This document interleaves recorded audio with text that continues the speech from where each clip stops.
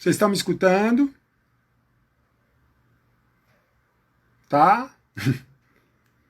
Muito bem. Boa noite. Deu certo?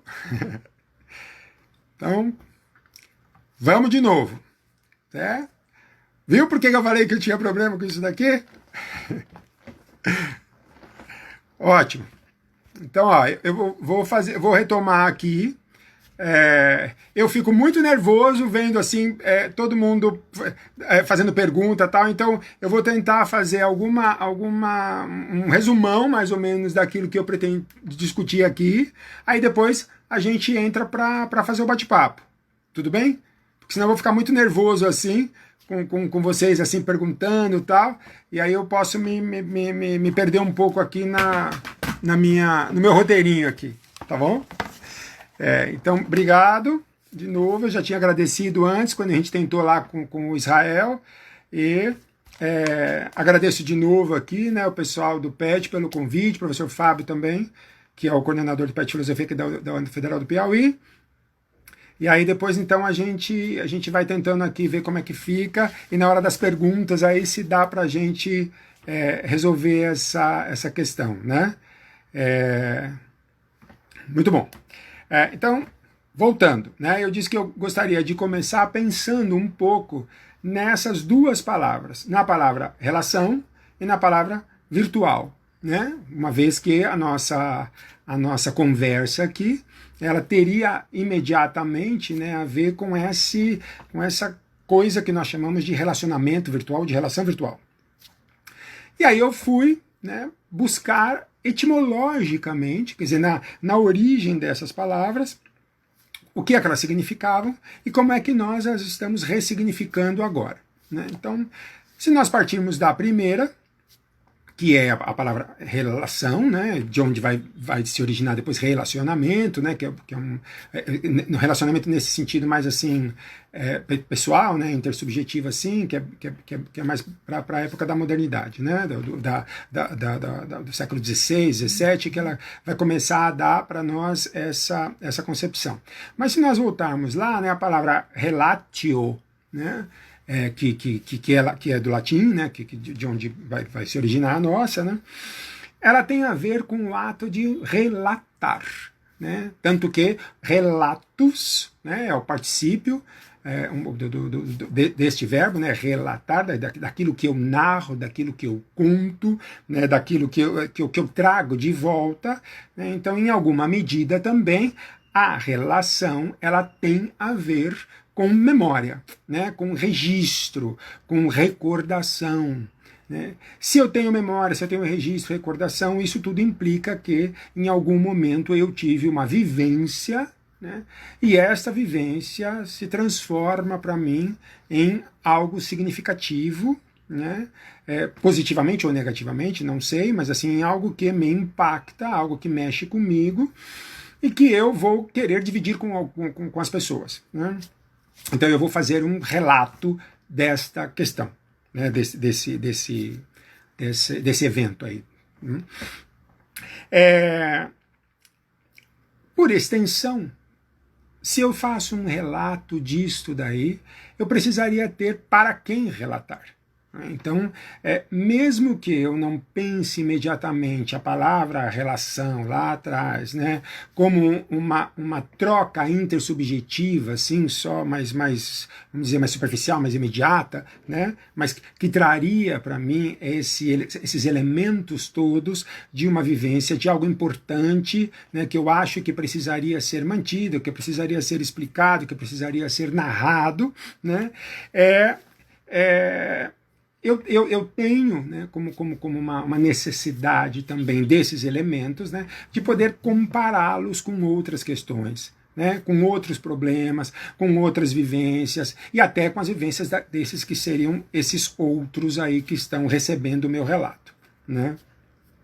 Então, a rigor, a relação seria uma espécie de uma lista, né, de coisas que eu gostaria que vocês todos soubessem, né, e que são selecionadas por mim, obviamente, e tal, né, e vão ser enfatizadas de um jeito ou de outro, né, para que eu possa, então, trazer aqui para a discussão. Né. Paralelamente a ela, nós teríamos a questão da relação virtual. Né? Então, se nós voltarmos lá na Idade Média, né, que é onde o termo vai adquirir uma concepção mais significativa, assim, filosoficamente falando, né, o virtual, que vem de virtualis, né, e que tem uma relação com virtus, né, ou a virtude, né, é aquilo que ainda não é. Né? Então, o virtual é uma potência, o virtual é alguma coisa, né, que, pela imaginação, pelo modo como eu vou trabalhar, né, ela pode vir a se tornar uma realidade. Atentemos, o virtual não significa irreal. Né, eles não são contrários. O virtual é uma espécie de né, se a gente pudesse chamar assim, de um processo anterior a isso que é a realidade, a essa efetivação. Né? E é muito interessante a relação que se estabelece entre o virtual e a virtude, né? Porque se nós pensarmos lá no mundo grego, né, a virtude como algo que eu trago já em mim, né, como uma espécie de uma potência, né, e que ela vai se revelando à medida em que a minha vida vai se desenvolvendo.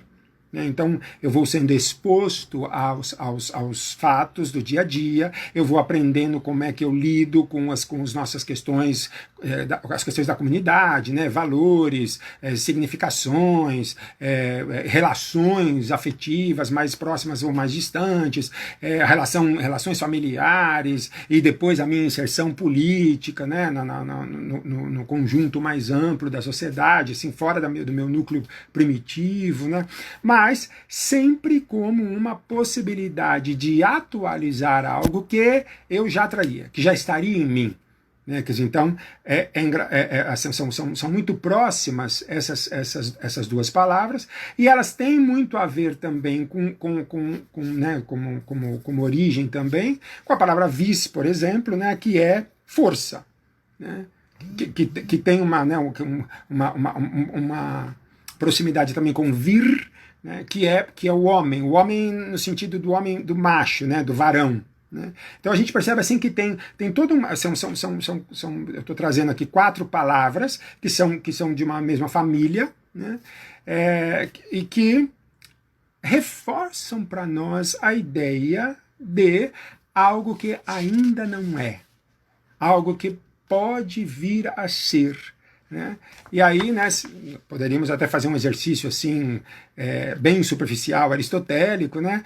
Uma coisa só vai conseguir deixar de ser potência e virar ato, né, se aquelas 4 causas básicas lá que trabalham em conjunto, né, para que essa potência vire um ato, né, para que a gente tenha uma espécie de um trabalho em conjunto aí, né, e isso efetivamente se mostra. Né?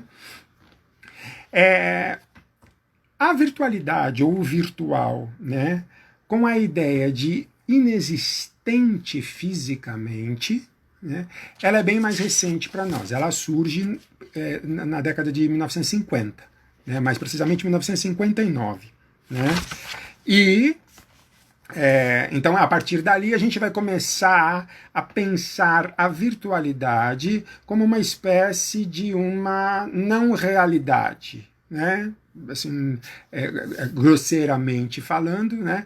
Eu começo a me afastar um pouco dessa ideia da virtualidade como uma potência de ser algo, né? Como algo que é assim, inexistente, mas que me provoca algum tipo de efeito. Né? Eu vou voltar a isso daqui a pouco, quando a gente começar a trazer mais efetivamente para essa nossa relação, né? Aqui que nós estamos estabelecendo, né? De um modo em que a existência disso, né, ela ela é mais inferida por mim do que efetivamente ela está dada, ela está posta. Vamos fazer um exercício rápido aqui entre eu estou do lado de cá, eu vejo que há, assim, aqui em cima o meu contador diz que são 45 pessoas, né, que estão me acompanhando aqui, né? A minha relação com vocês é uma relação de pequenos íconezinhos aqui com umas fotinhas, um nome do lado, né? Pessoas que vão entrando e vão me dizendo, eu tô com saudade, eu lá, Aline de Belém do Pará, tudo bem? Olha lá, Ramessa Florencio, lá, o pessoal do Suicídio no Vale, lá, né?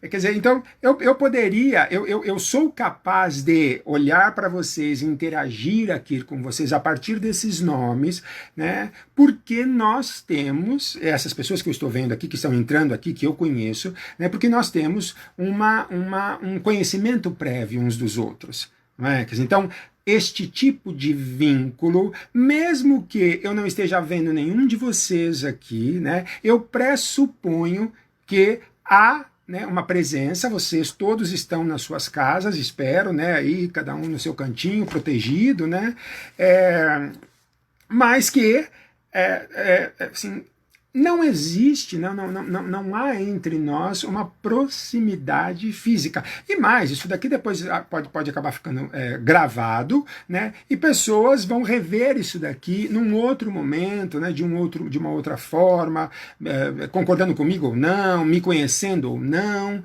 né? Mas essa possibilidade, né, de eu construir uma narrativa, qualquer que seja ela, com a qual eu quero dividir com vocês, né, e que se daria para nós como uma efetiva troca, né, ela fica comprometida em alguma medida, né, neste momento em que eu estou aqui circunscrito nesta tela. Então você deve estar me vendo mais ou menos como eu estou me vendo aqui na minha câmera, né? Então, assim, tem lá os meus livros aqui atrás, tem uma lâmpada aqui que eu, né, não acertei muito bem a iluminação, então ela fica dando aqui um efeito aqui no meu cabelo. De repente, o modo como eu olho para você pode ser que, mesmo que a minha lente para mim ela seja antirreflexo, para você pode ser que ela brilhe, aí você não enxerga direito o meu olho, né, e tudo mais. Então, nós temos aqui uma série de possibilidades, não é? Mas que estão muito circunscritas aos modos como eu vou tentar construir esta minha presença para vocês. Então, antes de eu vir para cá, eu preparo todo um cenário para que a minha presença se faça. Então, eu vou escolher uma vestimenta que, para mim, pode ser adequada e que não vai chamar tanto a atenção de vocês como vestimenta, para tentar manter a atenção de vocês para aquilo que eu estou tentando conversar ou apontar aqui, né, e para a gente depois discutir, né. Eu vou arrumar o meu cabelo de um jeito, né, quem me conhece sabe que eu tenho aí a mania de ficar sempre mexendo no meu cabelo, porque é comprido, cai no olho e tal. Então, existe toda uma preparação aqui, como se fosse uma espécie de um teatro, né, de uma construção de representação que eu quero fazer para vocês, né, por N questões que estão junto comigo, né, mas obviamente também porque eu espero que vocês me acolham, eu espero que a nossa troca seja significativa para mim e para vocês, né, porque eu espero que vocês de algum jeito apreciem, né, isso daqui, né, e então há um distanciamento aqui, né, entre nós, impossível de ser transposto, né, mas que me dá, em alguma medida, né, uma espécie de assim, sensação de estar com alguém, né, o que não é uma verdade, absolutamente, né, porque eu estou aqui na minha casa sozinho, né. Então, a troca, né, todas essas trocas simbólicas que nós vamos fazendo por aqui, elas elas estão distanciadas. Cada um está num canto, né? Eu tenho pessoas que eu estou vendo aqui, né, que estão lá em São Paulo, no interior de São Paulo, que estão em Petrolina, que estão em Recife, né, que estão, sei lá, aqui no Piauí ou no interior do estado, né? Quer dizer, então nós temos uma série de costuras geográficas, né? Que eu sei, porque conheço as pessoas, ou pelo menos a maior parte delas, né, à medida que estão entrando, que eu estou vendo aqui, né, mas também pode haver outras pessoas, assim, que eu nem saiba de onde elas estão, nem saiba quem elas são, como é que isso se estabelece. Um adendo a isso, então, é que essa nossa virtualidade, essa potencialidade de transformar este nosso encontro em alguma coisa mais significativa, ela, na minha leitura, não pode ficar unicamente condicionada a essa tela, né? Ela é muito desgastante para isso, porque para que eu possa estar aqui com vocês agora, eu preciso construir um discurso, né, que seja fluido, que tenha começo, meio e fim, né, que seja em alguma medida interessante, que não tenha muitas pausas. Eu não, sabe, se eu ficar parando, peraí, deixa eu ver o que eu anotei aqui, tá, vocês vão começar a se cansar. Então, esse processo de exposição, ele é um processo altamente estressante para aquele que está aqui, né? E nem quero entrar assim, imediatamente, pelo menos, né, na questão, por exemplo, de nós, professores, né, termos que desenvolver atividades que seriam atividades à distância, assim, né? Porque, aí é Luizir falando, né, não existe para mim educação à distância. A educação, a formação, ela é um processo que requer presenças físicas, trocas pessoais. Porque aqui, né, o que nós estamos fazendo é eu posso passar um monte de exercícios para vocês, um monte de texto, fazer lá, gravar um vídeo como esse daqui, que não é uma aula, não dá para fazer uma aula assim, uma aula é uma outra coisa, tem uma outra dinâmica, né? E para mim, né, assim, então, talvez vocês não concordem, depois a gente pode até conversar sobre isso, né? Mas, se nós não tivermos essa proximidade, aquela estrutura que eu falava antes de relação, ela se transforma num mero relatório narrativo daquilo que eu quero que você tenha como meu processo, daquilo que eu quero que você guarde de mim. Então eu faço uma grande seleção desses elementos. Quem trabalha com relatório, quem já fez relatório, sabe como isso funciona, né? Quer dizer, então, bom, alguém me pediu para dizer como é que foi a minha coisa quando eu era moleque, assim, né? Que a gente voltava das férias, aí nós tínhamos uma atividade, né, na aula que era de composição, não chamava redação quando eu estava na escola, era composição, né? E o tema básico da composição quando eu voltava das férias era minhas férias, né? Então a professora esperava que nós fizéssemos um relato daquela experiência, né, significativa das vivências que eu tive durante as minhas férias, né? Mas eu posso fazer relatos ou relatórios, né, de coisas muito mais sem graças, né? Quer dizer, vamos usar o nosso exemplo agora, né? Nós todos somos bombardeados cotidianamente, né, com essa questão dos relatórios de, por exemplo, contaminações confirmadas, contaminações excluídas e óbitos, não é?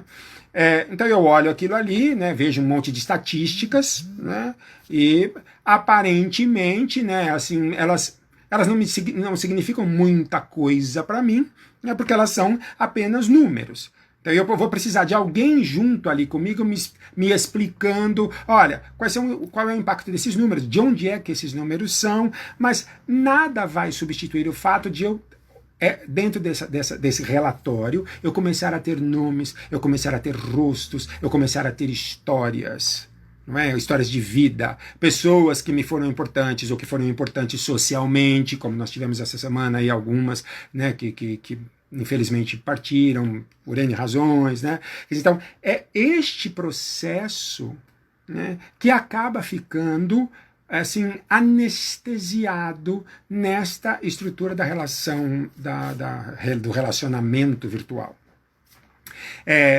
Um pouco antes das férias de dezembro, eu vou contar, assim, aqui no Piauí, para quem não é daqui, né, eu aprendi um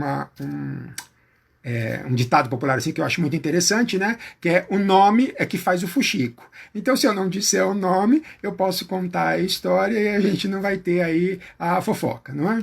Mas eu estava num corredor X em algum lugar aí, né? E havia dois rapazinhos conversando. E eu entrei a ouvir a conversa, né? E um deles dizia assim: tá, deu match, né? E ela deu ok. E agora? O outro dizia para ele: eu acho que agora você precisa conversar com ela. E ele voltava a falar: mas como é que faz isso? Né? Aparentemente é uma coisa boba, né? Quer dizer, para mim, que sou anterior a esse tipo de relação, né? As aproximações entre as pessoas, elas sempre se davam a partir do momento que eu via o outro, né? O outro tinha alguma coisa que me chamava atenção nele, fisicamente, intelectualmente, sei lá o quê, né? E eu me aproximava. Na virtualidade, o que eu tenho é todo este processo montado de uma representação, né? Quer dizer, como assim, eu vou entrar em cena agora, então para entrar em cena eu vou me expor, né? E cada um vai se expor do jeito que pode, que quer, né? Que acha que deve e tudo mais, né? Mas é uma exposição que ela é muito eloquente. Ela tem que ser o tempo inteiro superficial. Porque ninguém que está aqui, né, porque eu estou interagindo com vocês, mas de repente vocês estão interagindo também com outras pessoas, né, e ninguém que está aqui vai conseguir parar muito tempo para ficar avaliando grandes, né, propostas de trocas afetivas ou emocionais. Eu quero, tem que ser rápido. Não é? Eu tenho que estar sempre nessa autoprodução ansiosa, estressante, né, de mim mesmo. Isto também revela para mim uma outra questão com a virtualidade, né, a realidade aí que me preocupa um pouco, que é a incapacidade que ela pode gerar em nós de sermos capazes de estarmos sozinhos, de estarmos na nossa própria companhia. Né? Quer dizer, então, parece que há uma dificuldade muito grande, né, em nós nos silenciarmos. É tão avassaladora essa invasão, né, que quando eu não estou olhando o tempo inteiro para saber se alguém mandou alguma coisa, se eu preciso responder alguma coisa, tal, manhã, tarde, noite, madrugada, se eu ficar com o telefone ligado, né, parece que alguma coisa me falta. Né? E é absolutamente fundamental para todos nós esta capacidade de isolamento, essa capacidade de silenciamento. Aí eu posso voltar lá nos inícios, né, dos anos 90, quando eu comecei a fazer o meu mestrado, estudando Sêneca e os estoicos e tal, né, e eles têm uma espécie de um exercício espiritual que chama a meditação, né, o modo, né, como eles vão pensar, os romanos especialmente, essa meditação, né, é um momento do meu recolhimento noturno. Opa! Voltou? Tá. Desse meu recolhimento noturno. Então, é um momento em que todo mundo já foi dormir, a cidade já silenciou e tal, e eu vou começar a voltar para mim mesmo e vou fazer uma espécie de uma recapitulação do meu dia. Né? O que é que foi? Por que eu reagi de um jeito sei lá, mais bruto com fulano, ou eu me emocionei, chorei, ou fiquei com raiva, ou sei lá o quê, né? Por que me incomodou alguma coisa no trabalho, não sei. Eu faço ali uma recapitulação desse meu dia e ela é fundamental para que eu possa compreender não só as representações que eu deixei tomar conta dessa minha interioridade, mas o sim que eu dou a essas representações. Porque nós todos, né, vou usar uma expressão que eu costumo sempre usar em sala de aula, né, e que a virtualidade também utiliza disso, né, a nossa relação, assim, quando ela é muito expositiva, né, ela acaba se transformando, ela acaba forçando que a gente tenha atitudes que nós poderíamos chamar de ejaculação mental precoce. Né? Quer dizer, eu não dou tempo, ou isto aqui não me permite o tempo suficiente para que eu possa, isso, exame de consciência, para que eu possa, sabe assim, quando você era pequeno, talvez sua mãe falasse isso para você, né? Olha, antes de você explodir com alguém lá, conte até 10. Né? Quer dizer, esse conte até 10 aí, né? Claro que não, né, não funciona assim, porque a racionalidade e as emoções elas não funcionam assim. Né? Ah, agora é hora de eu ser racional, agora é hora de eu ser emocional. Né? Isso daqui está tudo muito junto e o cérebro não sabe como é que ele separa uma coisa da outra. Não é? Mas nós temos este processo, né, assim, constante de eu ter que dar uma resposta. E muitas vezes a minha resposta ela é muito atabalhoada. Né? Eu não tenho todos os elementos disponíveis ainda, não é? Eu ainda não pensei muito bem sobre aquilo, não é? Mas como eu estou aqui, eu estou interagindo e a pessoa exige que eu dê essa resposta, né? Então eu posso falar alguma coisa. Né? Eu posso repassar um meme, por exemplo, né? Ou comentar um meme sem olhar que o meme ou a informação era do ano de 2006, né? Porque eu não prestei atenção nisso. Né? Eu posso ficar bravo com alguém aí, olha o que fulano falou. Você fala assim, mas não, tá fora de contexto isso daqui. Né? Então, é um cansaço, né, que nós temos. Tem um autor que eu gosto muito dele hoje, as pessoas, tem muita gente criticando aí tudo, né? Mas é um coreano chamado Byung-Chul Han, né? Ele tem vários textinhos já, né? E um deles que eu gostei muito é esse da sociedade, a sociedade do cansaço. Né? E ele diz que a nossa exposição aqui, ela é uma exposição pornográfica. Né? Em que sentido? Parece que eu tenho que mostrar tudo para todo mundo a todo momento. Então nós construímos modos de relações que são formados por eu escuto o mínimo necessário para que eu possa responder. Eu não estou escutando para poder compreender. Né? Então, se eu não paro para compreender o que o outro me diz, para acolher o que esse outro tem para me oferecer, para rever também os meus pontos, esse processo já ficou muito comprometido. Se eu estou numa relação pessoal, quer dizer, se existe uma materialidade corpórea na minha frente, né, que vai forçar da minha parte um enfrentamento, porque ela está ali comigo, né? Não dá para eu apertar um botão, ou de repente, como tivemos o problema anteriormente, né? Eu chego aqui, sair, eu poderia não querer não voltar mais, não deu certo, desculpem a Deus, né? E ponto final, vocês todos desapareceram, né? Para mim. Mas se eu estou na presença desse outro sujeito, né, se a nossa relação é efetivamente intersubjetiva, e eu não posso assim, apagar esse outro da minha frente, né, há para mim, né, no modo como eu tenho vivenciado esses dois âmbitos, né, para mim, este modo pessoal, né, ele acaba exigindo, em muitos momentos, que eu escute o outro para tentar compreendê-lo. Não funciona assim. Relação humana não funciona assim perfeitamente nunca, claro, porque nós todos temos questões, problemas, né? Mas, né? A gente Byung-Chul Han. Depois eu coloco o nome dele aqui, né? Mas você não tem aqui um processo, né, que é do estabelecimento de elos significativos. E elos significativos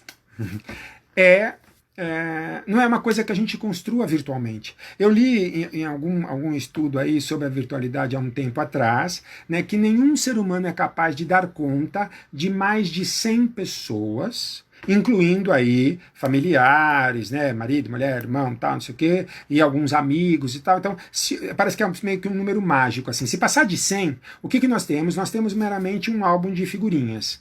Né? Então eu acho muito engraçado isso, às vezes você fica vendo nos influencers, né? Ah, vamos lá, eu quero ter aqui 800 mil seguidores, vamos chegar a 1 milhão de seguidores, 2 milhões de seguidores.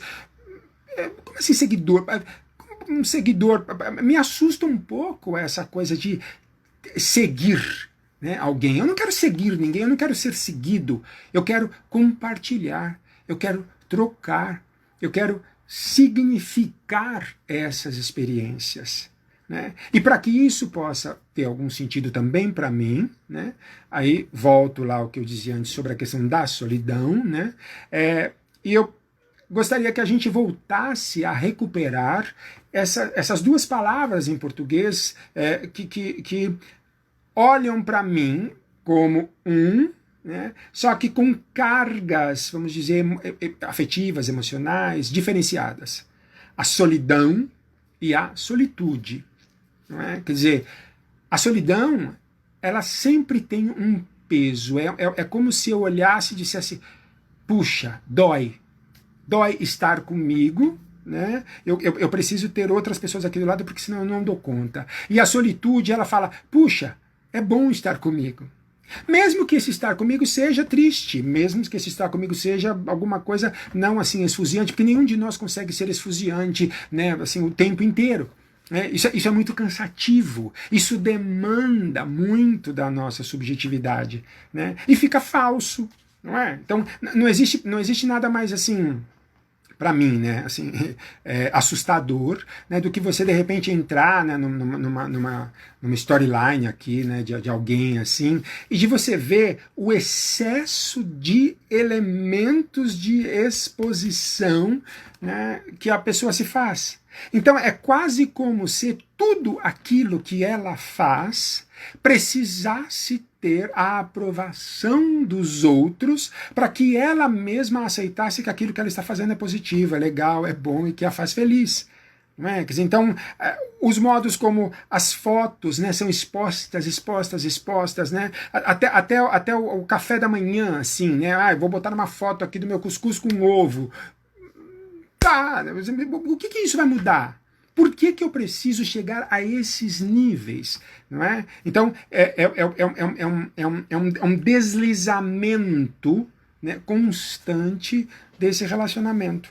Né? Então, a gente poderia até pensar no Bauman, né, na ideia da liquidez e tudo mais, e pensar a liquidez não só como a liquidez que escorre, não é? Quer dizer, a liquidez, vamos dizer, do líquido, né, da água, daquilo que não consegue parar, né?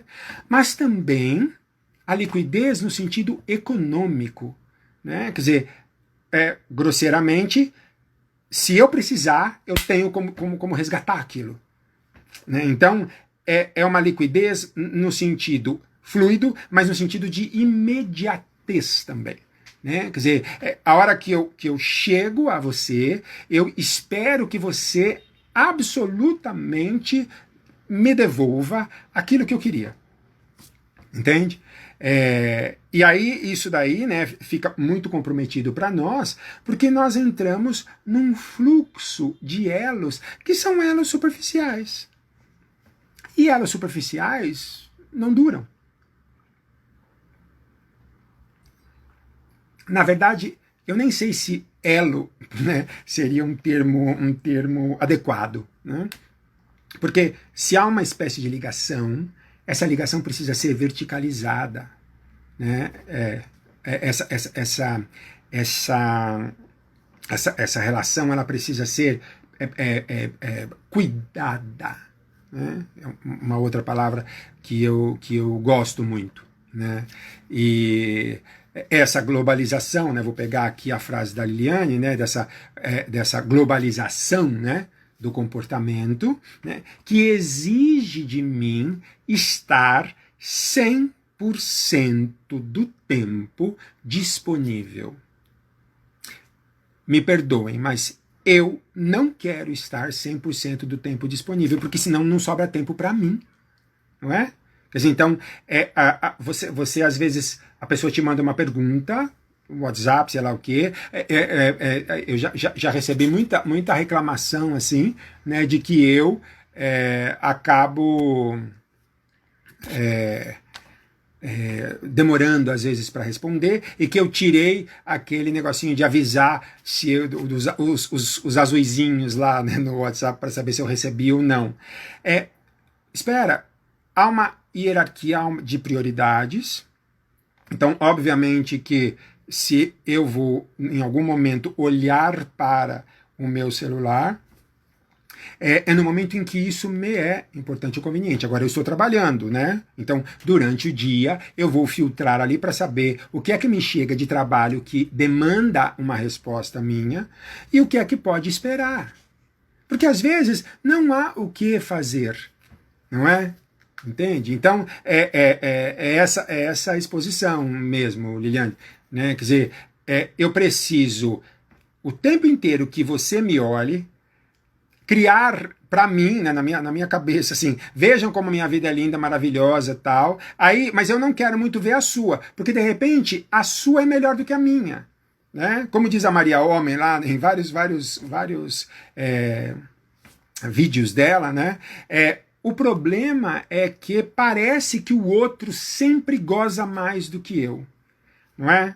Quando a gente era pequeno, a mãe da gente costumava dizer: a comida do vizinho parece sempre mais cheirosa, né? Ela parece sempre mais gostosa, né? A casa do vizinho parece assim que a família dele é sempre melhor do que a minha, não tem briga, não tem nada. Uma ilusão absoluta. Não existe isso como família perfeita, não existe isso como comida perfeita, não existe nada disso como perfeição. Não é? Então, eu fico vendo assim, tá, você, sei lá, pegar exemplos bobos, né? Uma tatuagem, aí eu faço uma tatuagem. Aí eu vou lá, mostro a minha tatuagem. Aí as pessoas começam a aparecer, o outro tem 2, o outro tem 3, o outro tem 4. Aí eu começo a fazer outra, aí eu começo a fazer outra, começo a fazer outra. De repente eu enchi o meu corpo inteiro de tatuagem. E ainda assim não está não acabou, né? Não tem satisfação com isso. Né? Então, como é que eu vou fazer com esse outro processo? Então, eu vou começar agora a modificar meu corpo. Né? Vou implantar aqui umas coisas, fazer um chifre, sei lá, um bigode de onça, sei lá que loucura aí que vai, né, entrar. Por quê? Porque a gente está sempre buscando, parece que é criada em nós, né, essa necessidade de sempre buscar, né? Para ver como, né, todo mundo está dizendo aqui, a grama do vizinho sempre é mais verde, né? Mas ela pode ser falsa. Entende? Quer dizer, eu estou olhando de fora, falo, nossa, como é verdinha em cima, porque é verdinha sempre porque ela é de plástico, porque ela não tem realidade, né? Então a gente tem a gente tem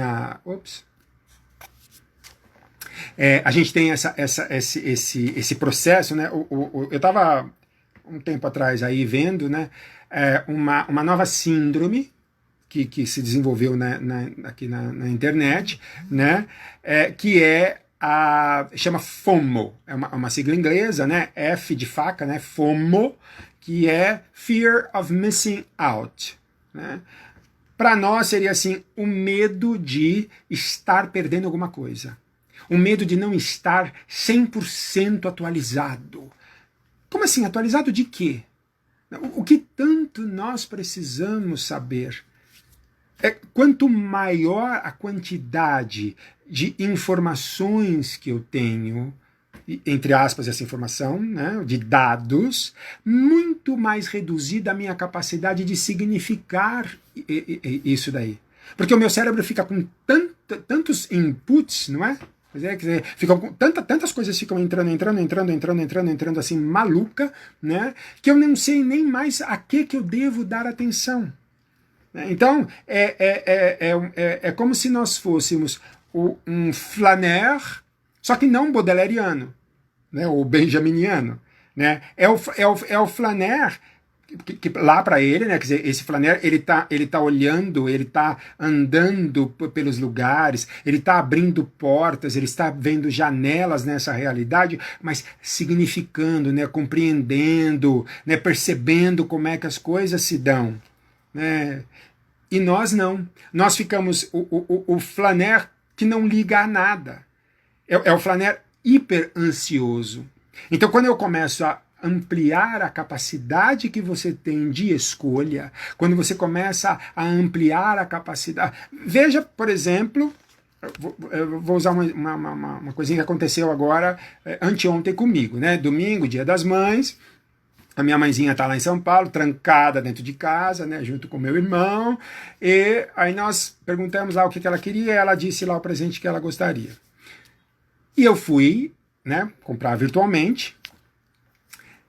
Há uma infinidade de marcas, de modelos, de tipos, e aí você começa a ver aquela infinidade de marcas, modelos, de tipos, as escolhas vão se ampliando, ampliando, ampliando, né? Aí você fica meio perdido no meio das escolhas, você vai ler os comentários das pessoas, aí você fica duplamente perdido, porque você tem aquela quantidade gigantesca de produtos, e mais uma quantidade gigantesca de pessoas dizendo que o produto é ótimo, o produto é bom, o produto é porcaria, o produto não...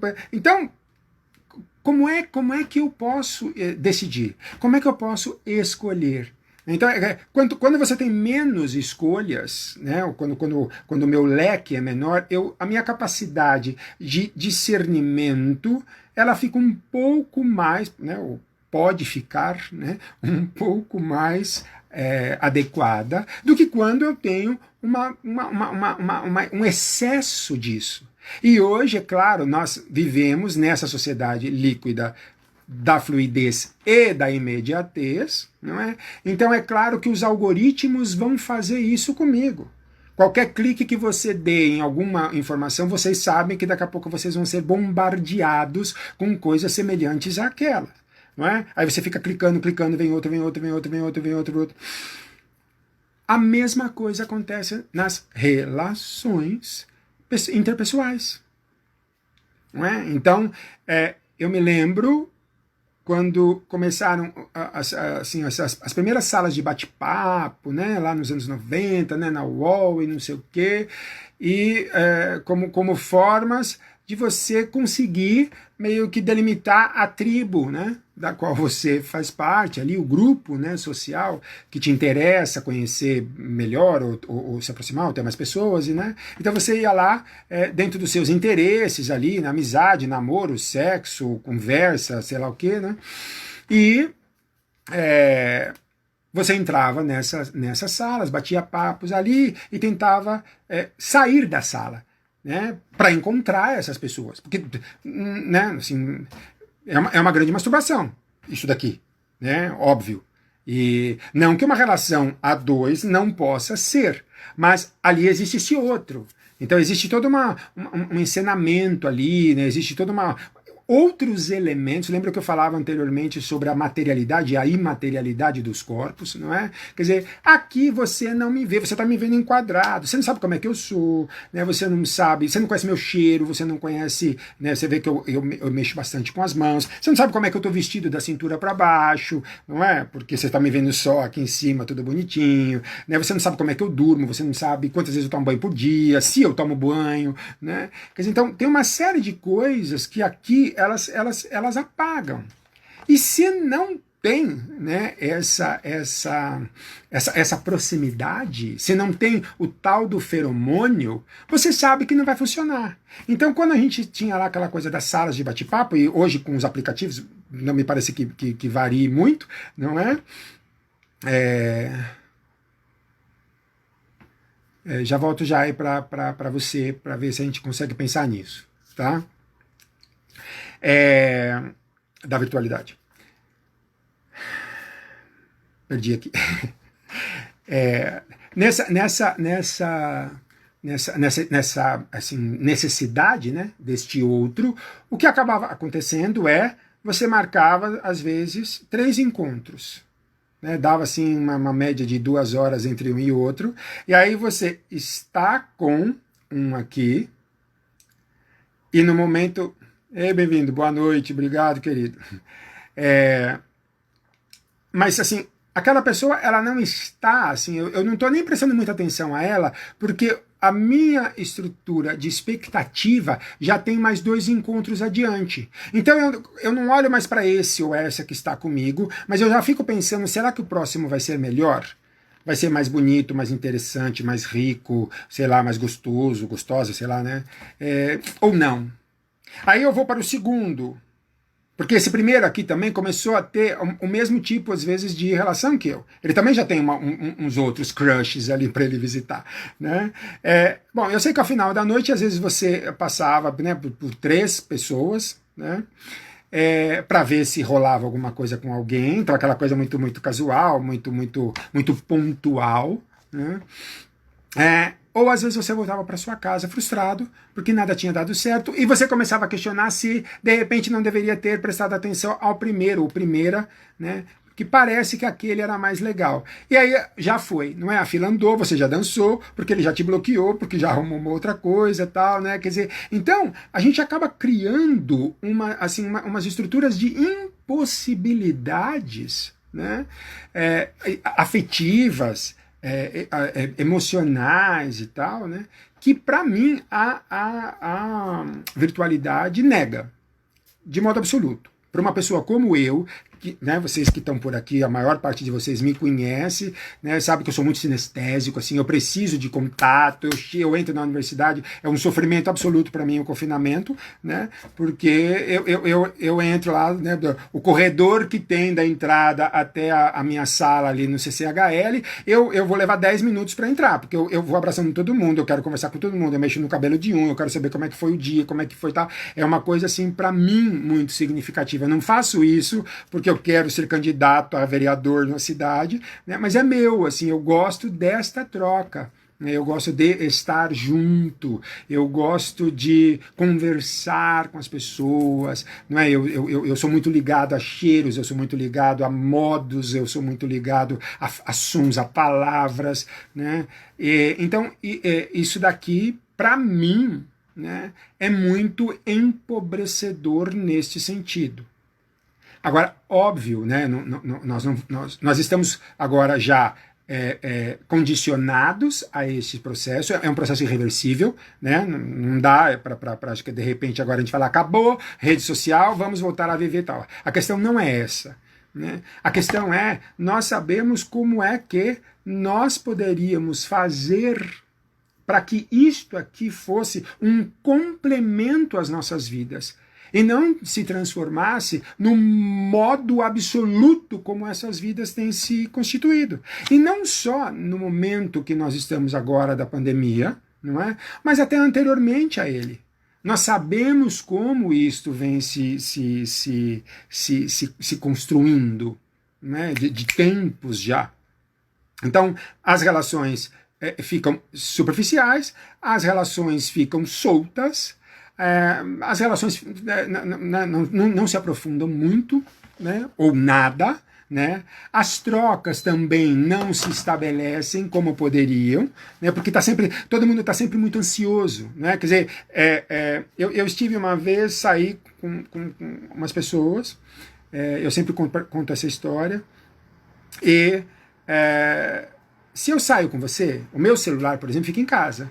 Porque eu vou sair com algum de vocês. Né, e o que importa para mim é estar naquele ambiente com aquelas pessoas. E aí você chega, aí fica todo mundo meio nervoso, daqui a pouco um pega o celular. Não, eu só preciso vir aqui, porque aí tem sempre uma coisa horrível. Né? Minha mãe está doente, a minha filha está sozinha, sei lá o que mais. Bom, então se tem esse problema, fique na sua casa, não venha para um encontro. Né? Tá. Aí uma pessoa lá começou a mexer no celular. A hora que um começa a mexer no celular, justifica as outras a mexerem também. E eu parado ali, olhando aquela arrumação, né? Levantei, fui até o coisa lá, paguei a minha continha, chamei um táxi, e 15 minutos depois que eu estava na minha casa, é que deram por falta da minha presença. E olha que a minha presença, vocês estão vendo, eu falo bastante. 15 minutos depois que eu havia chegado à minha casa, alguém se lembrou, mas onde é que você estava? Eu falei, estou na minha casa. Como assim você está na sua casa? Eu falei, porque se é para a gente interagir pelo celular, eu não preciso sair, eu posso ficar aqui, né, no meu sofá, né, eu faço meu chá, eu ligo o ar-condicionado e eu fico aqui. Se a interação vai ser essa. Né? Ah, mas a gente achou que você estivesse, né, tinha ido ao banheiro. Eu falei, bom, 20 minutos eu chamaria o SAMU. Né? A pessoa está 20 minutos trancada num banheiro, aconteceu alguma coisa. Né? Mas não. Né? Porque quando você entra nisso daqui, 1 minuto ou 2 horas, você não percebe. Né? Então, este processo é horrível, né? É trágico, mas é assim mesmo que acontece. Né? Então, claro que há coisas muito bacanas, né? Assim, o acesso que nós temos a uma parcela de conhecimento, a uma parcela de imagens, né? de textos sérios. Assim, eu não estou dizendo que isso daqui não sirva. Né? A minha questão básica é o que é que nós estamos chamando de relacionamentos virtuais. Né? A internet é muito bacana. Né? A gente consegue baixar um monte de livros no site russo, né?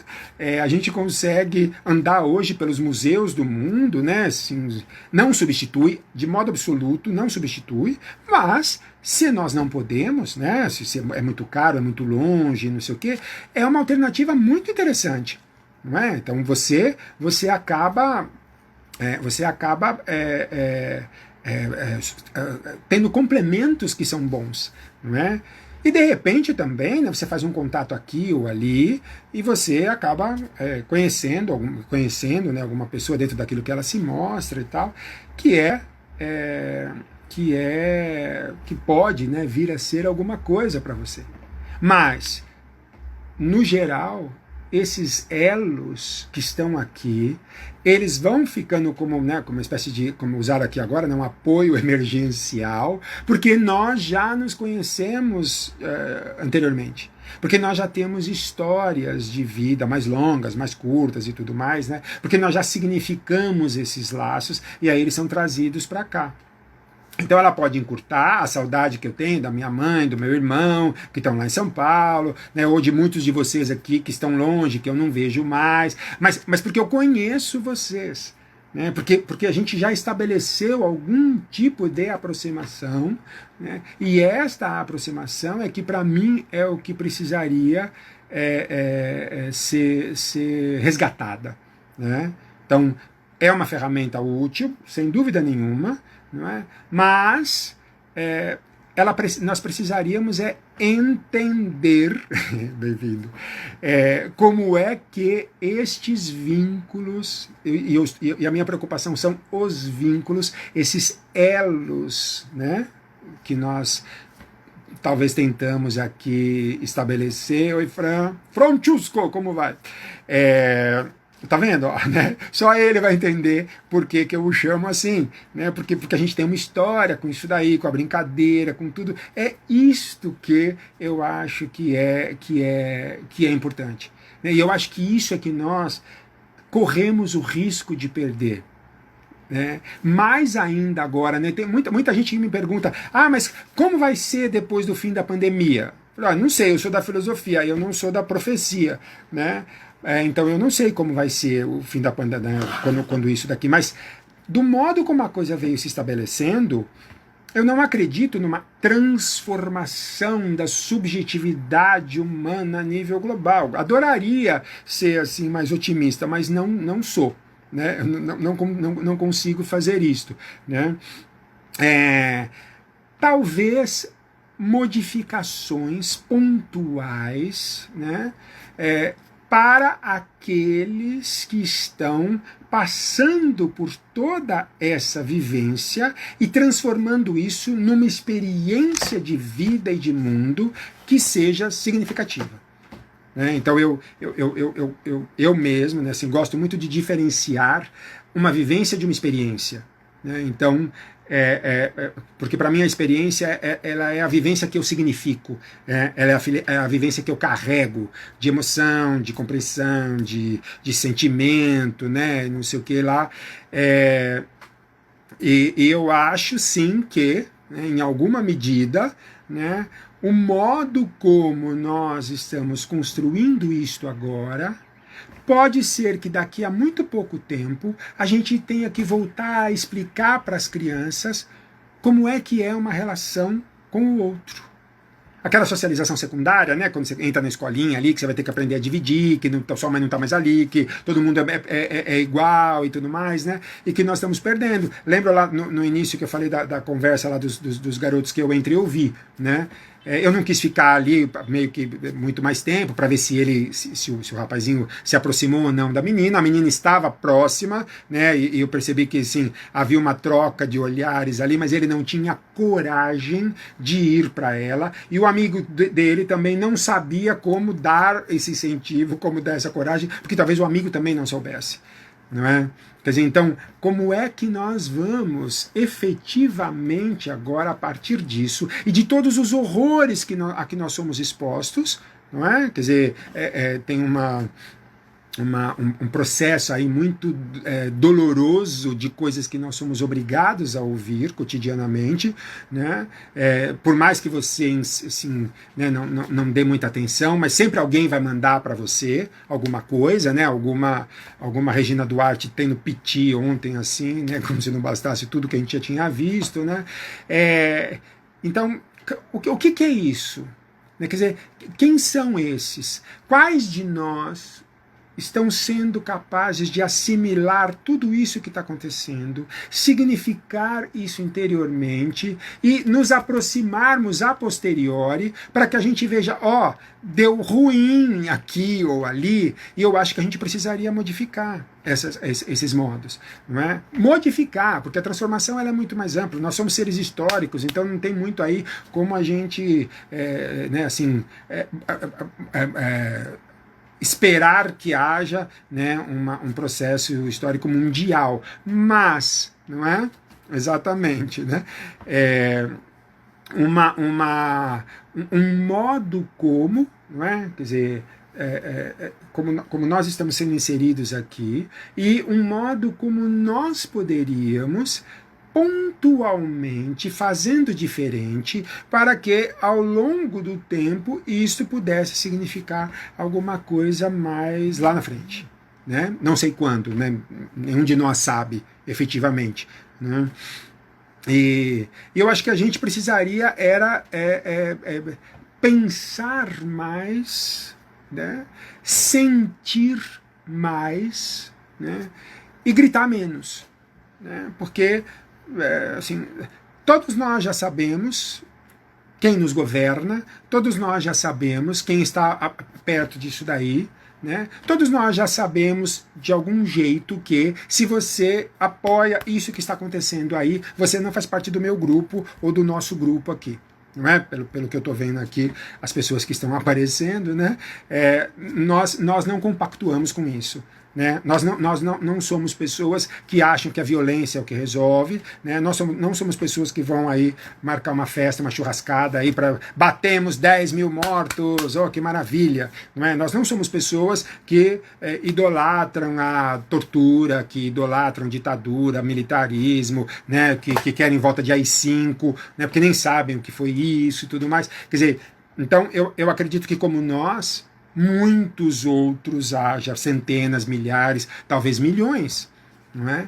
E crendo que nesse grupo maior nós talvez pudéssemos reconstituir de algum jeito a nossa humanidade. Eu tô sentindo assim que o nosso caráter humano parece que ele começa a ficar esgarçado, não é? Parece que ele fica assim enfraquecido, né? A gente adoece, né? Tudo isso tem nos adoecido e infelizmente né, nós temos que lidar com coisas que estão para além do vírus, né? Quer dizer, só o vírus já bastaria para nos colocar nesse desafio, né?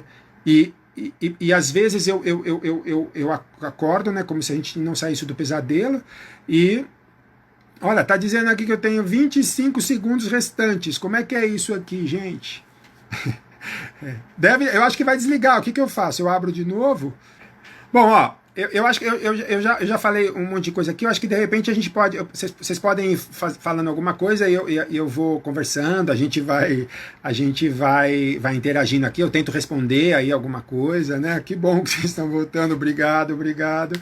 Né? Meia-noite é a meta, né? Se deixar, eu vou mesmo. Né? Então, em todo esse processo, né, que a gente está tentando ver como é que... Tente me convidar. Como é que eu convido, Israel?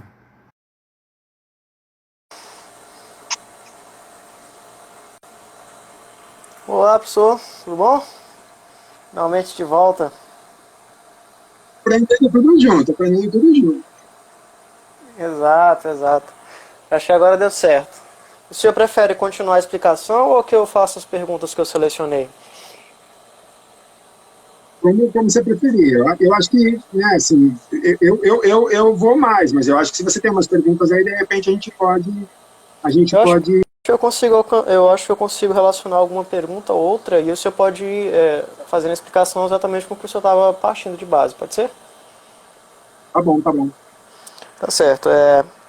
Separei algumas perguntas aqui.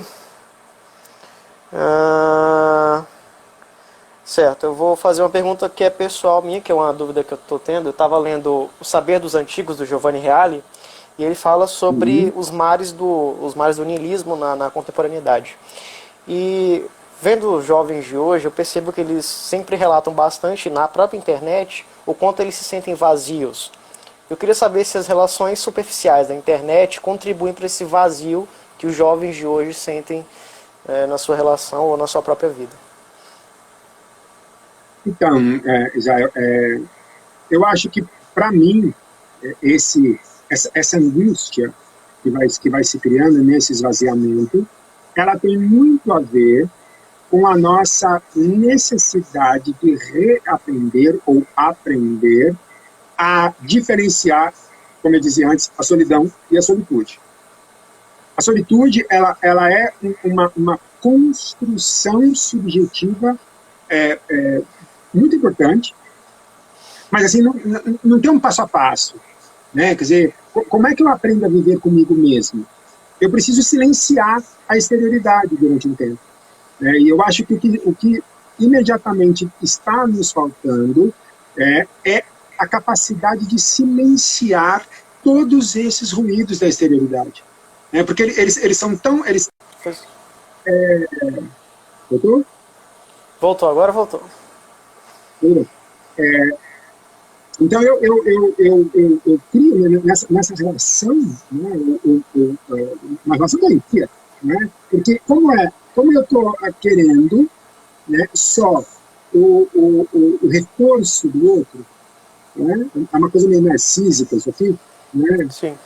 Então, tem eu aqui, tem a imagem que eu tenho de mim, tem você, e tem a imagem que eu tenho de mim, né? Então, se eu não tenho uma constituição mais apropriada, se eu tenho aí algumas questões que as coisas não resolvi, se eu tenho aí, assim, como eu brinco assim, sempre, eu sofro de amor próprio não correspondido, eu não vou conseguir isso daí do outro, né? Quem não se respeita não consegue trabalhar com respeito alheio. Quem não se gosta não consegue saber o que é gostar. Quer dizer, então, eu acho que nós estamos num processo assim, bastante exigente neste momento de reaprender isto que é a viver em solitude. Porque se eu não aprendo a viver em solitude, eu caio na solidão. E a solidão dói. Quando ela dói, ela me angustia. Se ela me angustia, eu vou tentar sair dela de algum jeito, né? Aí a gente pode pegar lá, sei lá, um Freud básico, né, mal-estar na civilização, né? Então, eu vou encontrar algum modo, ou eu vou me entorpecer. Eu tenho visto muita gente assim, né, que você está conversando e a pessoa fala, agora eu preciso dormir, vou tomar uma alprazolam, né? Agora eu preciso tirar a minha cara porque eu não consigo dar conta disso. Quer dizer, então você anestesia isso daí para não enfrentar, né? Ou você vai se distrair, E aí a internet hoje também virou essa distração, né? Sei lá o que você vai fazer, cada um vai encontrar o seu caminho, né? Ou você vai, você acaba juntando duas delas, né? Porque se você se anestesia muito, você sai de cena, né? Ou uma terceira, que é o nosso maior perigo hoje, que são essas benditas gratificações substitutivas. Pela internet é muito fácil, porque eu entro ali, clico, ok, e eles mandam entregar na porta da minha casa. Olha que coisa mais maluca, não é? Quer dizer, assim, quando eu era moleque, se eu queria um livro, eu precisava esperar, tomar um ônibus para ir até o centro da cidade, né? Quer dizer, tinha todo um ritual, né? Entrar numa livraria, aí naquela livraria não tinha, eu ia para outra, aí de repente não achava nas livrarias, precisava me encomendar, esperar chegar e tal, né? Hoje eu consigo praticamente qualquer coisa que vier na minha cabeça, eu consigo que seja entregue na porta da minha casa. Seja isso daí uma pizza, seja isso um livro, seja isso sexo, seja isso sei lá o que mais. Então, é um excesso de oferta que eu não dou conta. Né? Então, a todo momento eu estou criando uma nova demanda, nova demanda, nova demanda, nova demanda, né? E eu falo, não, pera, silencie interiormente. Né? Se você conseguir silenciar, né, tem uma coisa muito hoje com meditação e tudo mais, não é assim tão simples, né? Mas assim, eu acho que a gente precisa começar a tentar isso, né? Não precisa chegar a virar Buda, né? Mas assim, apaga, desliga durante, sei lá, 15 minutos, faça um exercício, eu consigo ficar 15 minutos sem nenhum tipo de interação virtual ou real, eu consigo ficar meia hora, né? Eu acho que esse é um reaprendizado. Você falou do reality, nós sabemos, né, que o Sócrates, em vários diálogos do Platão, né, o pessoal fala, mas cadê o Sócrates? Ih, está lá fora, parado, em silêncio, assim, melhor não mexer agora. O Né? Ele Daimon. sabe você lá onde é que ele está.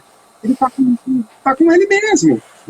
Olha, eu vou conversar com vocês, mas por exemplo, para eu estar aqui hoje com você, desde que vocês me convidaram, eu já estou me preparando. Eu estou pensando o que poderia ser interessante, eu fiz aqui meu roteirinho, bom, que coisas eu gostaria de trazer para a gente discutir, não é? Quer dizer, é o Pequeno Príncipe, né? De você criar uma espécie de uma expectativa desse encontro, para que esse encontro signifique alguma coisa. E quando terminar isso daqui, eu saia daqui, assim, satisfeito e com uma sensação boa dentro. Puxa, que legal, né? Os meus amigos estavam perto, mesmo que eu não tenha visto ninguém, tô vendo só você aí, né? Não dá para convidar todo mundo, porque não vai caber aqui, né? Mas assim, mesmo com isso, há algum tipo de resposta nesse processo. Mas ela não é 100%, ela nunca vai ser. Claro que nem a pessoal seria, né? Mas eu acho que aqui, esse distanciamento aqui, ele acaba nos deixando muito fragilizados. E quando eu fico muito fragilizado, no momento que eu me aproximar desse outro, eu não sei como é que eu posso reagir. Né? Se eu vou com muita sede ao pote, corro o risco de quebrar o pote. Tem o risco também da gente se acostumar tanto com relações superficiais que na hora das relações presenciais a gente acabe sendo superficial do mesmo jeito, né? Eu estava falando para ele assim, talvez Israel você digita as perguntas, porque aí trava, tá? E aí eu não sei, vocês estavam conseguindo me ouvir antes quando eu estava respondendo para ele, ou estava travando muito, né? Tá. Então eu retomo. Que eu estava voltando com ele, né, que ele estava perguntando sobre esse negócio da nossa necessidade aí de reaprender a escutar. Né? Então, esse silêncio, né, de que nós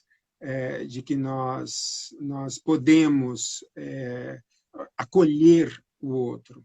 Né? Assim, eu não sei se vocês chegaram a ouvir, se chegou até lá, mas a rede não suporta, não. Eu vou só aqui, aí vocês vão me dizendo, né? Mas quando eu faço uma espécie de uma escuta terapêutica, né? Não psicanalítica, né? Mas no sentido de um encontro de corpos e espíritos, vai, né?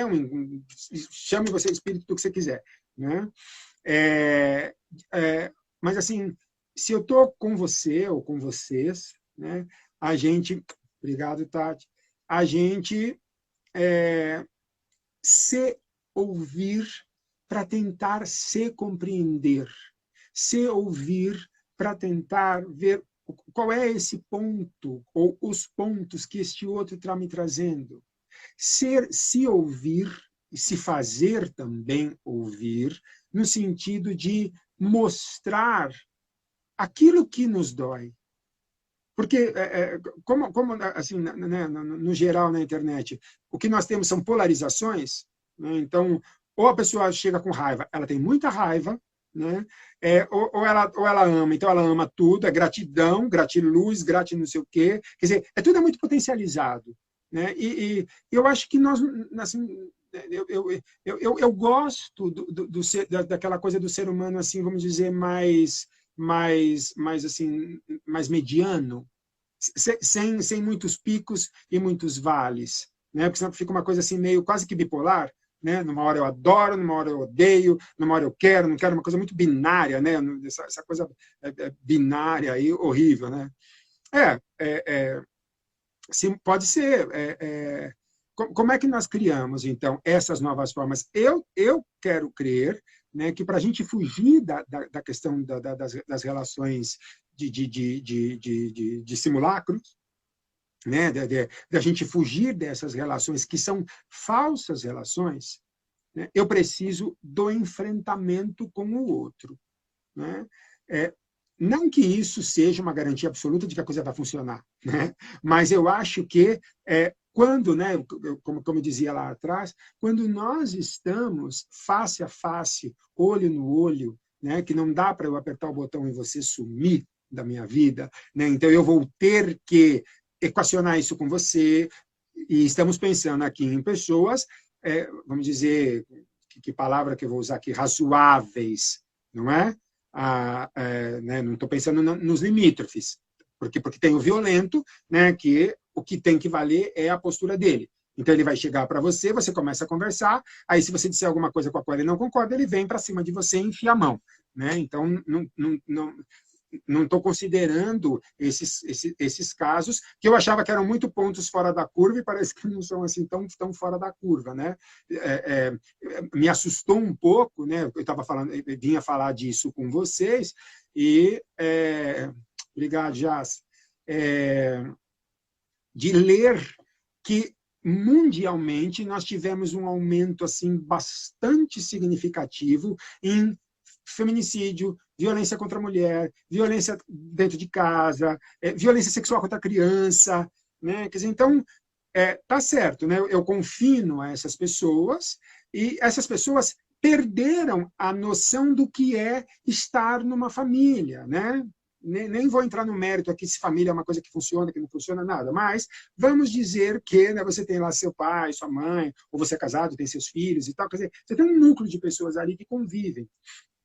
Fora deste âmbito, o nosso dia todo, né, ele acaba sendo muito fragmentado, porque cada um tem uma atividade, cada um sai e tal. Então, os pontos de contato normalmente se reduzem ou no horário de refeições, para quem pode almoçar e jantar em casa, ou só no fim do dia. Né? Aí as pessoas chegam, dão um alô e tal, não sei o quê, e cada um toma seu banho, às vezes fazem uma refeição juntos, e aí depois cada um já vai para o seu canto também, se isolar nesse processo. E agora você colocou todo mundo trancado dentro dessa casa 24 horas por dia, 7 dias na semana, né? E você está testando esse daí.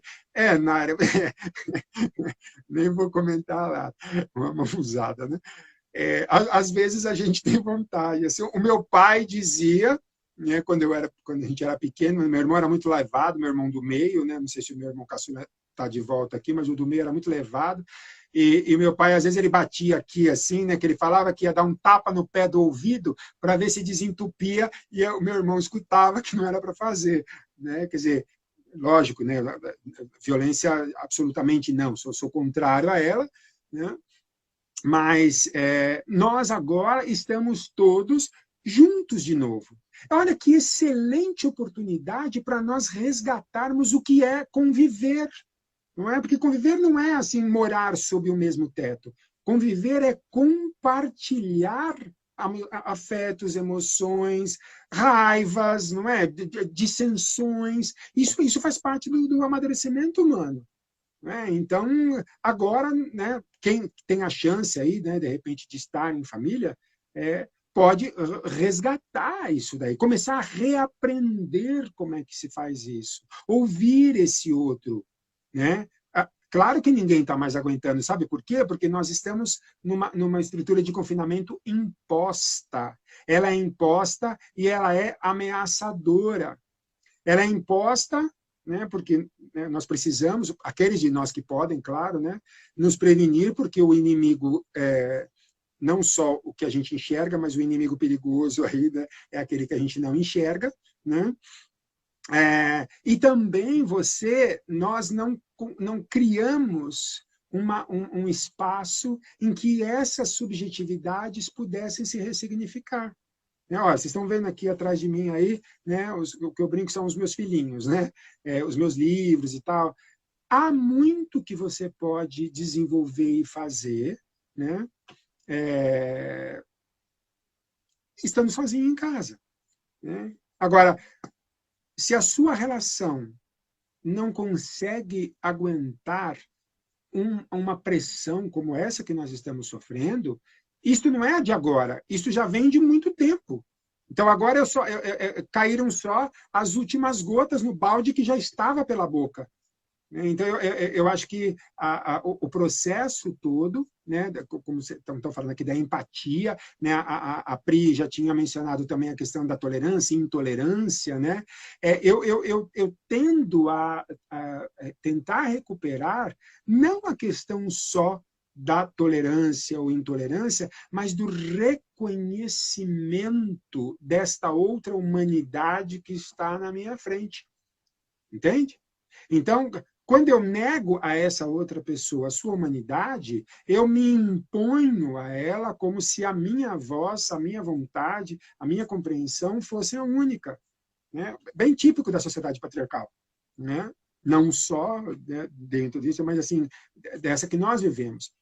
Você não pode desdizer, você não pode contrapor, né? Você não pode oferecer uma alternativa, porque aquela pessoa que é autoritária, a impositiva, ela só tem uma coisa que está certa, a visão dela. Não é? Quer dizer, então, não adianta você nietzscheanizar com ela, não é? Porque por N razões, não dá para a gente discutir, teria que ser outras lives para a gente discutir isso, né? Mas a constituição da subjetividade dela é ainda muito, como diria assim, talvez muito primária. Né? Ela ainda não fez esse autoenfrentamento.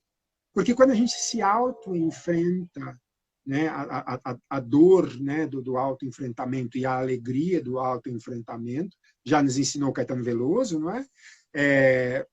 A gente tem. Tá bom, eu vou fechar aqui. O Vitor está avisando aqui, o Israel está avisando aqui que a gente só tem mais duas perguntas para a gente poder fechar aqui, porque, né, senão a gente vai atravessar a madrugada. Mas eu acho que a gente precisa recuperar, né, para compreender isso daí, precisa se enfrentar. Né? E essa questão né, do enfrentamento aí, ela é absoluta, necessariamente absoluta. Porque senão eu nunca vou conseguir conviver com ninguém. Nem eu não consigo conviver comigo. Né? Se eu não me suporto, como é que eu vou poder suportar outras pessoas? E como é que essas outras pessoas vão poder me suportar se eu mesmo não me suporto? Né? Então, é um grande exercício. Eu acho que a gente está vendo como é que vai fazer isso agora, nessa nova configuração. Ei, tudo bom, querida? E aí, Israel, o que mais? Mais alguém gostaria? Né? Tia.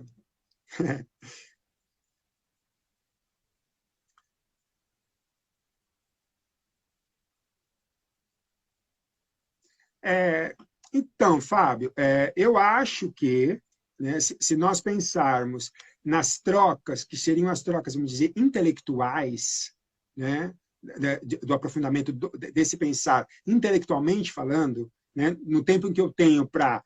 Muito bem, você me fez uma pergunta agora, então agora eu saio de cena, eu vou pensar sobre isso, eu vou escrever alguma coisa, eu vou elaborar alguma coisa, aí eu vou trazer aqui isso daí para você. Eu acho que seriam dois, talvez simplificando, né, dois momentos diferentes, né? Um momento em que eu estou disposto a entrar numa discussão aprofundada com você, intelectualmente, por exemplo, né? Quer dizer, então, com todo o respeito que eu tenho a você e a sua pesquisa, né? E a sua seriedade, a sua leitura, então, a hora que eu for conversar com você, isto tudo para mim já vem, né? Como um adendo, né? E este adendo aí vai me possibilitar, ou pode me possibilitar, né, uma tentativa de conversa com você, que é uma conversa mais verticalizada. Né? Então, eu acho que ela pode sim, né, se nós estabelecermos nesse nível. Né? Agora, no geral, eu acho muito que o que acontece não entra por aí. Não é? Porque, assim, como é tudo muito rápido, né? Peraí, Rê, já te respondo. Como é tudo muito rápido, o tempo que nós temos para essa reflexão, eu acho que ele fica muito comprometido. Né? Mesmo aqui agora, por exemplo, né, de repente as pessoas começam a me fazer uma pergunta, outra, eu começo a ficar meio preocupado. Será que eu vou dar conta? O Israel já pediu que eu tenho que daqui a pouco ficar quieto. Tem uma pergunta aqui, tem a sua, tem a outra. Então, a gente começa, né, a não conseguir articular direito neste nível que nós gostaríamos. Né? Nós sabemos que a nossa profissão, né? E não só a profissão como atividade assim, cotidiana remunerada, mas a nossa profissão de vida, que é a filosofia, porque nós encaramos a filosofia de um outro jeito, né? Então, eu acho que ela traria essa atividade. Né? Mas, assim, ela precisa, eu ia falar isso agora, né? Para que eu possa dialogar com você, eu preciso desse diálogo comigo mesmo antes. Né?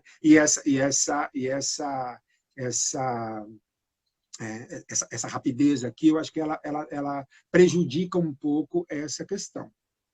Estou pensando assim por enquanto. Né? Bom, vocês estão falando aí sobre morte iminente e tal. Também não sei, né? Assim, porque é o acaso. Então, morrer todos vamos.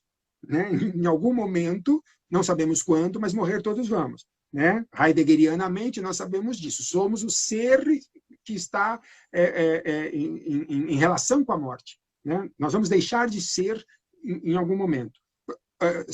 Aqui, né, como fisicamente, se você acredita numa transcendência, né, ou deixar de ser absolutamente assim. Não sei qual é a sua crença aí, mas a gente vai ter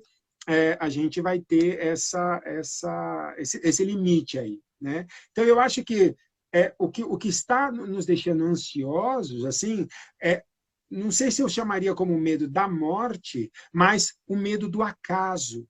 Né? Porque este processo todo agora, para nós, ele tem... Gente, calma, senão eu perco aqui. Assim, a patrística. Esse processo todo está nos mostrando que nós não temos controle como nós achávamos que teríamos da nossa vida. Né? Isso daqui também nos dá uma sensação falsa deste possível controle, e agora nós estamos em face do imponderável. Né? Então, a morte não é uma coisa assim imponderável para nós, ela é a única certeza absoluta que nós temos. Então, o nosso medo aqui é como é que eu lido com esse acaso? Né? Como é que eu dou conta disso, tudo que está acontecendo comigo, né? Olhando para os meus familiares, quer dizer, pode não ser comigo, mas pode ser com alguém da minha família, pode ser com alguém que eu ame, pode ser com um amigo muito próximo, né? E tudo mais. Então, eu acho que a nossa grande ansiedade agora é como é que nós vamos reaprender o acaso. Né? Estão falando aqui, um pouco de estoicismo faz bem. Né? Sim, né? Por quê? Porque para eles o universo tem um destino aí, né? Ou a fortuna, como chamavam os latinos. Não é? E o que eu faço? Eu vivo um dia de cada vez. É como eu tenho tentado amenizar um pouco esse mesmo medo. Né? Porque uma coisa é a gente racionalizar, uma outra coisa é quando isso daí acaba se desconjuntando interiormente. Né? Aí você tem síndrome de pânico, né? Você acorda de madrugada tossindo, vai, agora é o fim. Meu Deus, né? Como é que eu vou fazer com isso? Ah, meu peito está doendo. Será que eu estou com febre? Né? Então, a gente vai potencializando esse processo. Eu acho que morrer não estava na sua rotina. Não, claro que não estava na nada de ninguém, não é? Porque agora a gente está sendo exposto a isso. Então, o que eu tenho tentado, estoicamente, não consigo todos os dias, óbvio, porque eu sou um ser humano, não é? Mas é ver assim, bom, só por hoje. Né? Eu gosto muito dessa frase lá que o Alcoólicos Anônimos usa, né? Olha, só por hoje, então ó, hoje foi mais um dia vivido e menos um dia neste horror, né? O que vai dar amanhã, não sei. Né? Mas assim, eu vou deixar amanhã para eu me preocupar amanhã. Né? Hoje está aqui, hoje eu consegui controlar, hoje eu consegui dar conta disso. Né? Então, a gente tem que ir devagarzinho para ver esse processo. Né? No começo da pandemia, o que nós tínhamos como excesso de doença? Não é? Pega mais velhos, né? Então tranca os velhos dentro de casa e vamos seguir a vida. Aí, de repente, você começa a ver pelo mundo que estava morrendo mais jovem do que velho. Né? Tá morrendo criança, tá mais não sei o quê. Ave Maria. Peraí. Então,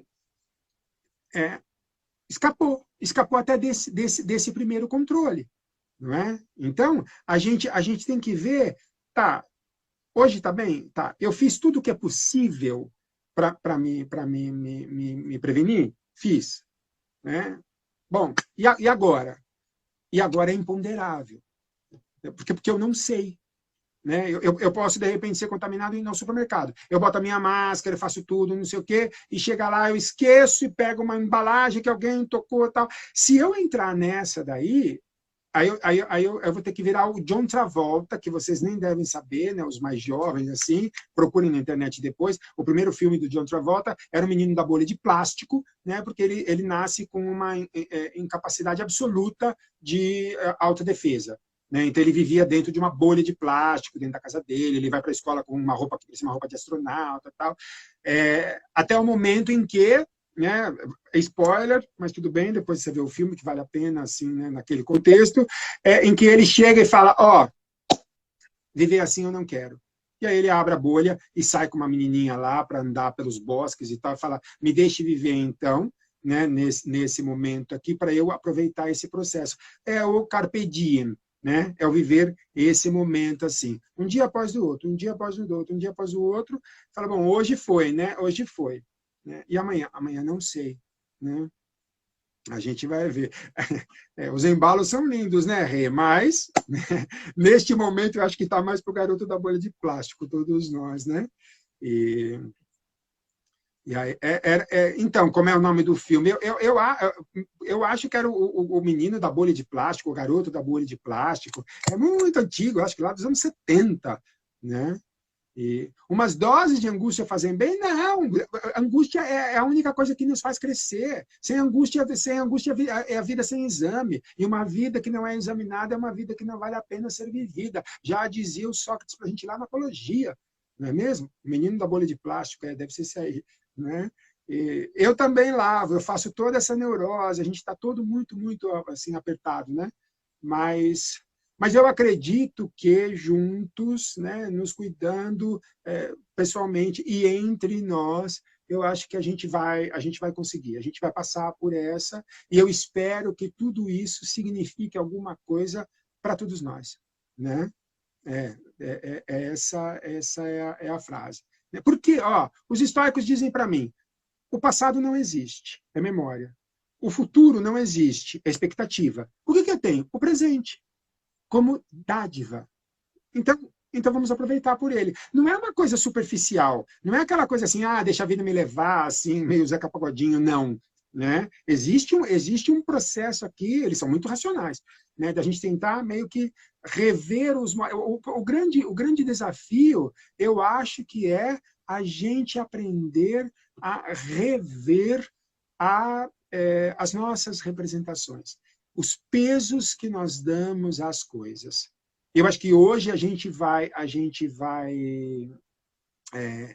cada vez mais percebendo como muito daquilo que a gente tinha como fundamental para a nossa vida não faz a menor falta, né?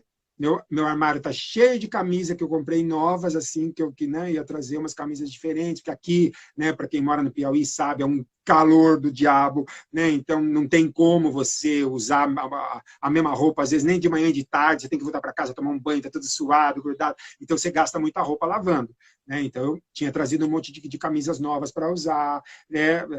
Um monte de coisas que você compra no supermercado, aí você traz para casa, acaba estragando, eu moro sozinho, né? Então você vai vendo, né? Tudo diferente, tudo do que eu preciso. Eu preciso de muito pouco. Dessas coisas da exterioridade, eu preciso de muito pouco. Agora, daqui de dentro, a gente precisa de mais. Né? Então, nós estamos percebendo como nós nos abandonamos em face dessa exterioridade. E agora, essa exterioridade toda meio que está brecada para mim, né? E a gente precisa aprender a voltar para si mesmo. Eu acho que é isso daí. Né? Marcos, não sei como é que vai ser isso tudo depois dessa pandemia, porque as melhores expectativas são de 2 anos ainda de termos ameaças de voltar para esse processo. Eu já cheguei a ler estudos sérios que dizem que esse vírus ainda pode ficar uns 5 anos nos ameaçando por aí. Né? Quer dizer, então, eu acho que, né, assim, eu tenho visto as soluções lá na China, né, no Japão, aquelas escolas de crianças maravilhosas que ele chega, ele tem todo um processo de desinfecção do sapato, da mãozinha, não sei o quê, peróxido de hidrogênio, lá, blá, lá, aí ele entra na escola, até né, a boca, tudo. Aqui nós não temos essa condição, né? Então, eu não sei, efetivamente eu não sei como é que é. Eu estou com muita, assim, não gosto dessa palavra pena, assim, mas assim, vamos pensar uma outra, né? De colegas de profissão minhas que são professoras de ensino de pré-escola, né? Quer dizer, como é que você consegue botar 30 crianças na frente de uma tela ao mesmo tempo, né? Nem que seja, sei lá, 10 minutos, né? Então, eu acho que 2 anos no mínimo. Então, eu acho que, sabe, a gente vai ter que se reinventar, né? E enquanto isso, vamos vendo o que dá para a gente fazer com as tecnologias digitais. Né? Eu acho que é por aí. Né? Acho bom eu parar de falar, gente. Até meu celular tá apitando aqui que a bateria vai acabar. E ele estava carregadinho. Mas, bom, eu só quero, né, vou aproveitar assim para. Faltou o fôlego, né? Agradecer muito a todos vocês que estavam aqui, que aguentaram até agora. Não sei nem quanto tempo a gente está aqui, mas eu acho que já faz bastante tempo. Eu agradecer de novo Israel, né, e ao pessoal do PET aí pelo convite, né? E às 19 horas, na próxima semana, nós vamos ter um outro aí, o professor Fábio, esse daí já, que vai falar sobre as dimensões de estar só, né? E aí a gente vamos estar juntos, né? Eu vou tentar ver se eu consigo deixar isso daqui no story para, se alguém quiser aí reouvir alguma coisa, e estou absolutamente à disposição de vocês, né? Se alguém quiser conversar, se quiser mandar alguma coisa, Lígia, te amo, Rê, obrigado, fica bem.